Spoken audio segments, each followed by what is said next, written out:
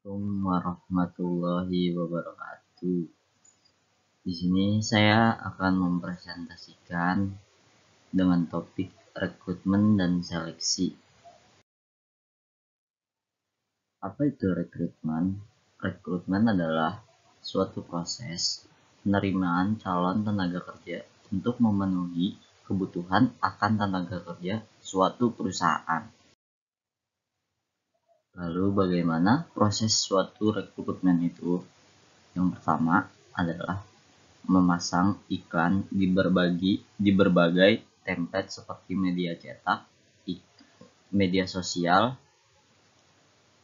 pendekatan langsung secara personal melalui sekolah seperti universitas, lembaga pendidikan, dan kejuruan pusat kursus. Lalu pencari kerja akan melamar sendiri ke perusahaan-perusahaannya. Selanjutnya, langkah-langkah dalam seleksi calon karyawan, yaitu penilaian akhir, seleksi surat lamarannya, wawancara awal, ujian, psikotes, wawancara, pemberitahuan, dan wawancara akhir, lalu yang terakhir penerimaan. Metode perekrutannya.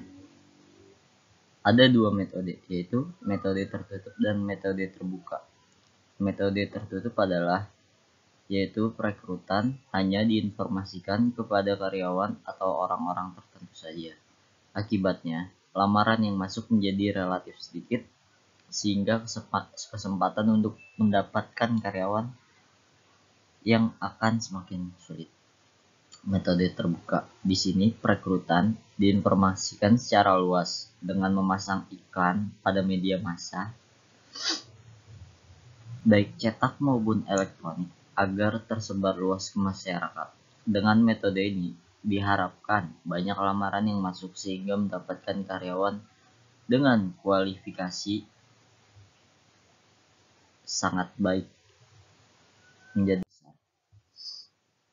Lalu, kendala apa saja yang perlu diperhatikan perusahaan saat perekrutan? Pertama, kebijaksanaan organisasi. Berbagai kebijaksanaan organisasi merupakan cermin utama atas berhasil dan tidaknya perekrutan calon pegawai. Persyaratan-persyaratan jabatan. Semakin banyak persyaratan yang dimiliki pelamar, maka pelamar akan menjadi sedikit. Sebaliknya, jika jumlah persyaratannya sedikit, maka pelamar akan semakin banyak. Metode yang ketiga, metode pelaksanaan perekrutan. Semakin terbuka perekrutan, maka pelamarnya akan semakin banyak. Sebaliknya, apabila perekrutannya semakin tertutup, maka pelamarnya semakin sedikit. Keempat, kondisi pasar tenaga kerja. Semakin besar penawaran tenaga kerja, maka semakin banyak pula pelamar yang serius. Tapi sebaliknya, jika penawaran tenaga kerja sedikit, maka pelamar juga semakin sedikit. Yang kelima, solidaritas perusahaan dapat diartikan sebagai besarnya kepercayaan masyarakat terhadap perusahaan. Jika solidaritas perusahaan besar, maka pelamar akan semakin banyak. Sebaliknya, jika solidaritas perusahaan rendah, maka pelamar akan semakin sedikit. Lalu yang keenam, kondisi lingkungan eksternal. Jika kondisi perekonomian tumbuh cepat dan saingannya juga banyak, maka pelamar akan sedikit.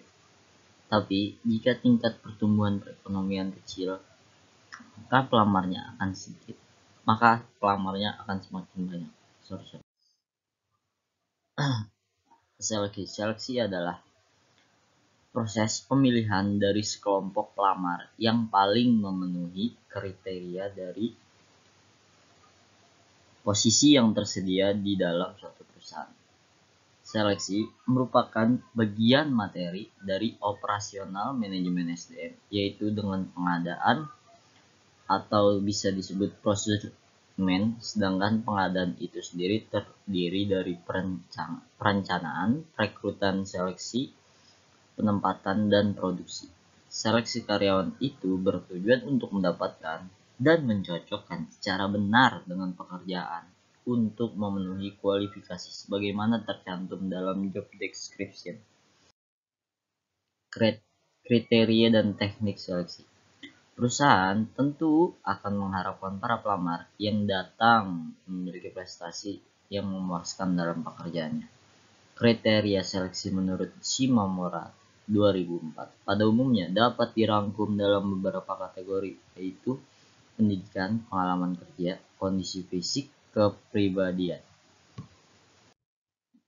Teknik seleksi yaitu interview, tes psikolog, tes mengenai hal-hal yang berhubungan dengan pekerjaan, pusat pelatihan, biodata, referensi, dan grafologi. Grafologi itu adalah ilmu yang berkenaan dengan tulisan tangan. Cara seleksi yang dilaksanakan oleh perusahaan dalam penerimaan karyawan baru dikenal dengan dua cara, yaitu non-ilmiah dan ilmiah. Non-ilmiah adalah seleksi yang dilaksanakan didasarkan atas kriteria standar atau spesifikasi kebutuhan nyata suatu pekerjaan atau jabatan, akan tetapi didasarkan pada perkiraan dan pengalamannya saja. Lalu yang kedua, secara ilmiah, yaitu metode seleksi yang didasarkan pada spesifikasi dan kebutuhan nyata yang akan diisi, serta berpedoman pada kriteria dan standar-standar tertentu. Lalu ada faktor-faktor yang mempengaruhi proses seleksi. Shimamura menjelaskan proses seleksi dibuat dan disesuaikan untuk memenuhi kebutuhan kepegawaian suatu perusahaan. Ketelitian proses seleksi bergantung pada faktor seperti konsekuensi yang salah diperhitungkan, waktu yang tersedia untuk mengambil keputusan seleksi cukup lama.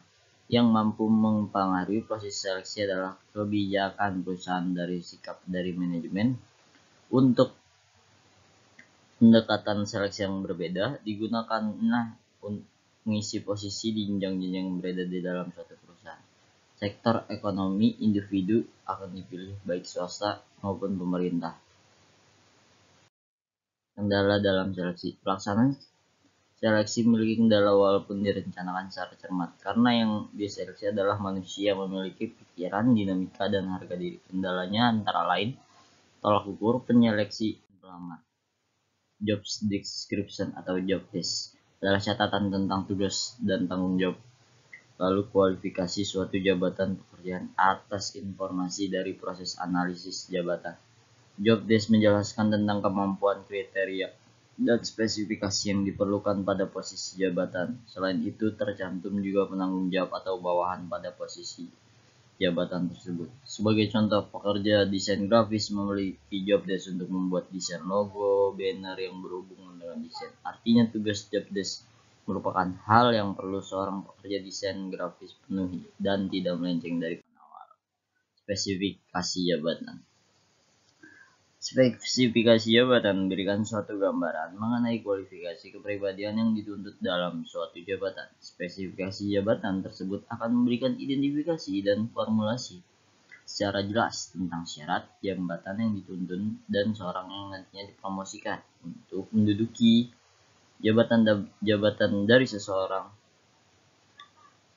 Agar suatu jabatan bisa berhasil dilaksanakan dengan sebaik-baiknya, maka disusun sebagai persyaratan jabatan yang secara spesifik ditetapkan sebagai berikut. Yang pertama, persyaratan pengetahuan.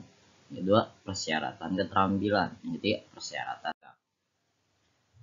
Ya, begitu kurang lebih presentasi yang saya sampaikan.